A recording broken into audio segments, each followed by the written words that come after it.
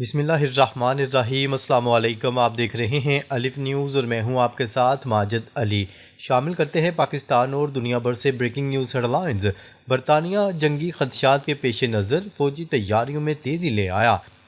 برطانوی وزیر دفاع نے خبردار کیا ہے کہ یورپ پر ایک بار پھر جنگ کا سایہ منڈلا رہا ہے۔ انہوں نے کہا ہے کہ برطانیہ اب صرف فوج نہیں بلکہ پوری قوم کو جنگ کے لیے تیار کر رہا ہے۔ حکومت تیزی سے ایسے منصوبے تیار کر رہی ہے جن میں عام شہریوں کا کردار بھی واضح ہوگا۔ برطانوی وزیر دفاع کے مطابق جنگیں صرف فوج نہیں بلکہ قومیں جیتا کرتی ہیں، اس لیے معاشرہ، صنعت اور معیشت سب کو ایک نظام کے تحت تیار کیا جا رہا ہے۔ جنگ کی صورتحال میں شہریوں کا کردار طے کیا جائے گا۔ برطانوی وزیر دفاع کا کہنا ہے کہ اگر ملک کو کسی بڑے بحران کا سامنا ہوا تو ہر فرد کا کردار متعین ہوگا۔ حکومت یہ طے کر رہی ہے کہ کون کیا کردار ادا کرے گا اور کن چیزوں سے اجتناب ضروری ہوگا۔ اس منصوبے کا مقصد قومی سطح پر فوری اور منظم رد عمل یقینی بنانا ہے۔ وزیر کے مطابق یہ صرف فوجی تعیناتی کا معاملہ نہیں بلکہ پوری ریاست کو ایک جنگی مشن میں ڈھالنے کی تیاری ہے۔ نیٹو کی روس سے بڑی جنگ کی وارننگ، یورپ کو ہوشیار رہنے کا پیغام۔ نیٹو کے سیکرٹری جنرل مارک روٹے نے یورپی ممالک کو سنگین وارننگ دے دی۔ ان کا کہنا تھا کہ روس کے ساتھ ایسی جنگ کا خطرہ ہے جیسی پہلی اور دوسری جنگ عظیم میں دیکھی گئی۔ انہوں نے کہا ہے کہ یورپ کو اپنے ماضی سے سبق سیکھنا ہوگا۔ یہ بیان ایسے وقت پر سامنے آیا جب عالمی کشیدگی میں تیزی سے اضافہ ہو رہا ہے۔ برطانیہ سمیت کئی ممالک اس انتباہ کو سنجیدگی سے لے رہے ہیں۔ برطانیہ میں جاسوسی اور سائبر حملوں میں 50% اضافہ، نیا انٹیلیجنس یونٹ قائم۔ برطانوی حکومت کے مطابق دشمن ممالک کی خفیہ سرگرمیوں میں خطرناک حد تک اضافہ دیکھنے میں آیا ہے۔ گزشتہ ایک سال میں جاسوسی، ہیکنگ اور جسمانی خطرات 50% سے زیادہ بڑھ چکے ہیں۔ ان سرگرمیوں کے پیچھے روس، چین، ایران اور شمالی کوریا کا شبہ ظاہر کیا جا رہا ہے۔ اسی وجہ سے ایک نیا دفاعی کاؤنٹر انٹیلیجنس یونٹ تیار کیا جا رہا ہے۔ فوجی انٹیلیجنس کے تمام شعبوں کو ایک نئے نظام کے تحت یکجا کیا جا رہا ہے۔ امریکہ کا انڈین اوشین میں چینی جہاز پر پہلا براہ راست حملہ۔ انڈین اوشین میں پہلی مرتبہ امریکہ کے کمانڈوز نے چین کے ایک جہاز پر کارروائی کی ہے۔ یہ جہاز چین سے ایران کی طرف جا رہا تھا جس میں مبینہ طور پر فوجی سازوسامان موجود تھا۔ اس کارروائی میں تمام ہتھیار اور حساس پرزہ جات ضبط کر لیے گئے ہیں۔ امریکی حکام نے جہاز کے حملے کے بارے میں تفصیلات ظاہر نہیں کی۔ یہ واقعہ امریکہ اور چین کے تعلقات ایک خطرناک موڑ قرار دیا جا رہا ہے۔ اسرائیلی انٹیلیجنس کے کہنے پر امریکہ نے کارروائی کی۔ ذرائع کے مطابق اس چینی جہاز کی نشاندہی اسرائیلی انٹیلیجنس نے کی تھی۔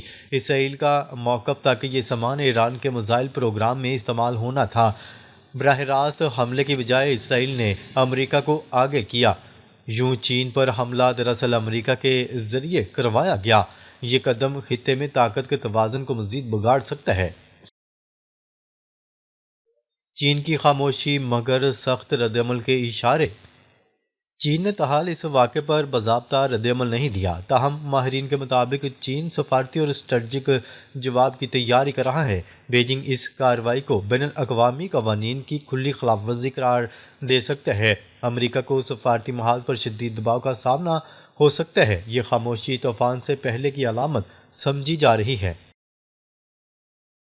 امریکہ اور چین کے درمیان کھلی فوجی کشیدگی کا آغاز۔ اس واقعے کا امریکہ اور چین کے درمیان پہلی براہ راست فوجی جھڑپ کہا جا رہا ہے۔ امریکہ نے چین کو واضح پیغام دیا ہے کہ وہ اس کی بحری نقل و حرکت کو نشانہ بنا سکتا ہے۔ یہ پیغام تائیوان کے تناظر میں بھی انتہائی اہمیت کا حامل سمجھا جا رہا ہے۔ اگر کشیدگی بڑھتی ہے تو دونوں ممالک کی بحری افواج آمنے سامنے آ سکتی ہیں۔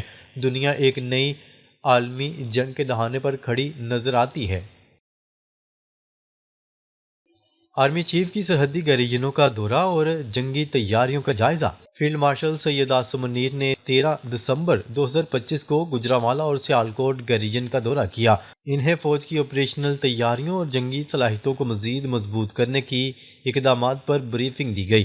آرمی چیف نے فیلڈ ٹریننگ، مشقوں اور جدید سیمولیٹر ٹریننگ کا مشاہدہ کیا۔ انہوں نے فوج کی پیشہ ورانہ مہارت اور تیاری کی تعریف کی۔ ان کا کہنا تھا کہ جدید جنگ میں تیزی، درستگی اور صورتحال کی آگاہی بہت اہم ہے۔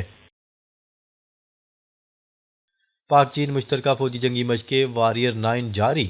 پاکستان اور چین کی فوجوں کے درمیان واریر 9 مشترکہ انسداد دہشت گردی کی مشقیں بھی جاری ہیں۔ یہ مشقیں دسمبر 2025 میں قومی انسداد دہشت گردی سینٹر میں ہو رہی ہیں۔ مشقوں کا مقصد فوجیوں کی مشترکہ صلاحیتوں کو بڑھانا اور جدید جنگی ہنر سیکھنا ہے۔ دونوں ممالک کے درمیان دفاعی تعاون کو مزید مضبوط کرنے کا یہ اچھا موقع ہے۔ یہ سلسلہ واریر سیریز کی 9ویں مشق ہے جو علاقائی امن کے لیے اہم ہے۔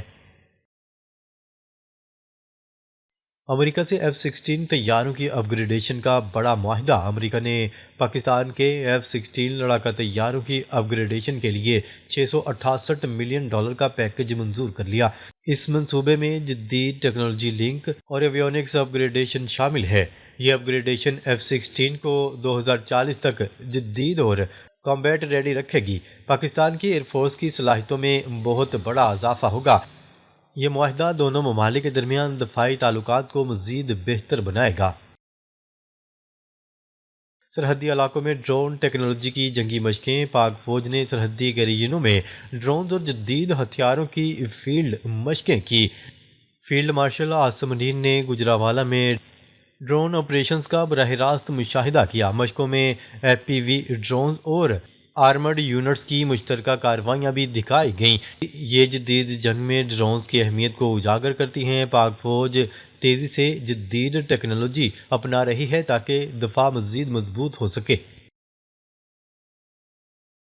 اسرائیل اور سہولت کاروں کو غزہ کی تعمیر نو کا خرچہ اٹھانا چاہیے۔ اقوام متحدہ فلسطین کے لیے اقوام متحدہ کی نمائندہ خصوصی نے کہا ہے کہ غزہ پر بمباری کے لیے اسرائیل کو اسلحہ مہیا کرنے والے ممالک امریکہ، جرمنی، برطانیہ اور اٹلی کو چاہیے کہ اب غزہ کی تعمیر نو پر خرچہ بھی اٹھائیں۔ عرب فلسطین کے لیے اقوام متحدہ کی انسانی حقوق کونسل کی رابطہ کار نے کہا ہے کہ ان پر امریکہ کی جانب سے پابندیوں کی وجہ سے ان کی پیشہ ورانہ زندگی متاثر ہو رہی ہے۔ جرمنی اسرائیلی مدد سے فضائی دفاعی صلاحیت بڑھانے میں مصروف۔ امریکی حکومت کے ایک نئے اسٹریٹجی دستاویز نے نیٹو ممالک پر دباؤ بڑھا دیا ہے اور اس صورتحال نے جرمنی کے لیے دفاع کے شعبے میں سرمایہ کاری کی کوششوں میں ہنگامی نوعیت پیدا کر دی ہے۔ برلن حکومت نے چانسلر میرز کے رواں ہفتے اسرائیل کے دورے سے کچھ ہی دن قبل ایک بڑا اقدام اٹھایا جس کے تحت جرمنی میں ایرو 3 نامی میزائل دفاعی نظام کی تنصیب میں پیش رفت سامنے آئی ہے۔ یہ نظام اسرائیل اور امریکہ کی مشترکہ تخلیق ہے۔ بین البراعظمی بیلسٹک میزائلوں سے دفاع کے معاملے میں یہ دنیا کا جدید ترین دفاعی نظام سمجھا جاتا ہے۔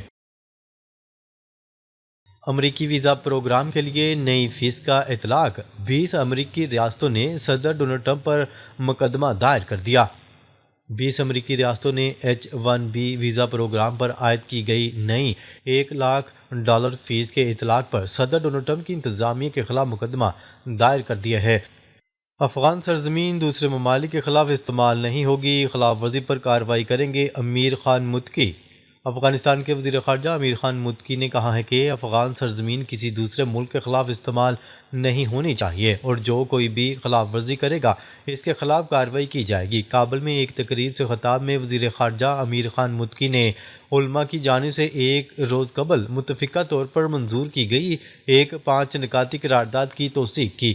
کابل یونیورسٹی میں افغانستان کے 34 صوبوں سے جمع ہونے والے سینکڑوں علماء نے ایک قرارداد منظور کی تھی جس میں موجودہ نظام کی حمایت، علاقائی سالمیت کے دفاع، افغانستان کی سرزمین کو دوسرے ممالک کے خلاف استعمال ہونے سے روکنے، افغانوں کی بیرون ملک عسکری سرگرمیوں میں شمولیت کی مخالفت اور مسلمانوں کے درمیان اتحاد پر زور دیا گیا تھا۔ قابض اسرائیل نے مغربی کنارے میں 19 بستیوں کی تعمیر کی منظوری دے دی۔ اسرائیلی وزیر دفاع کی وزارت میں وزیر آبادکاری اور وزیر خزانہ کی طرف سے پیش کردہ مغربی کنارے میں 19 نئی بستیوں کی تعمیر اور قانونی حیثیت دینے کے منصوبے کی اسرائیلی سیاسی اور سیکیورٹی کابینہ نے منظوری دے دی۔ انتہا پسندانہ نظریات رکھنے والے عبرانی دائیں بازو کے چینل 14 نے اس نئے منصوبے کی منظوری کی خبر دی۔ ڈونلڈ ٹرمپ کی ثالثی کامیاب، تھائی لینڈ اور کمبوڈیا نے ایک بار پھر جنگ بندی پر اتفاق کر لیا۔ امریکی صدر ڈونلڈ ٹرمپ نے تھائی لینڈ اور کمبوڈیا کے درمیان جاری کشیدگی ختم کروانے میں کامیابی حاصل کر لی۔ ڈونلڈ ٹرمپ کے مطابق دونوں ممالک نے آج سے جنگ بندی پر اتفاق کیا اور اصل امن معاہدے کی طرف واپس جانے پر متفق ہوئے ہیں۔ امریکی صدر نے دونوں ممالک کے وزراء اعظم سے رابطہ کیا اور خطے میں امن قائم رکھنے کے لیے سفارتی اقدامات کیے۔ انہوں نے بتایا کہ کمبوڈیا اور تھائی لینڈ دونوں امریکہ کے ساتھ تجارتی تعلقات جاری رکھنے کے خواہش مند ہیں، جس سے اقتصادی اور سیاسی استحکام میں بھی مدد ملے گی۔ امریکہ میں 2000 افغان شہریوں کا دہشت گرد تنظیموں سے رابطوں کا انکشاف۔ نیشنل انٹیلیجنس کی ڈائریکٹر نے امریکی میڈیا سے بات کرتے ہوئے جو بائیڈن انتظامیہ کے دور میں امریکہ سے آنے والے افغان شہریوں کی جانچ کے اس سست عمل کو تنقید کا نشانہ بنایا۔ ان کا کہنا تھا کہ آپریشن الائز ویلکم کے تحت 18,000 افغان شہری امریکہ آئے۔ ان کا مزید کہنا تھا کہ اس وقت آنے والے افغان شہریوں کی ٹھیک طرح سے جانچ نہیں کی گئی۔ ناظرین، اب تک کے لیے اتنا ہی۔ مزید خبریں لے کر بہت جلد آپ کی خدمت میں حاضر ہوں گے۔ تب تک کے لیے اپنا خیال رکھیے گا۔ اللہ نگہبان۔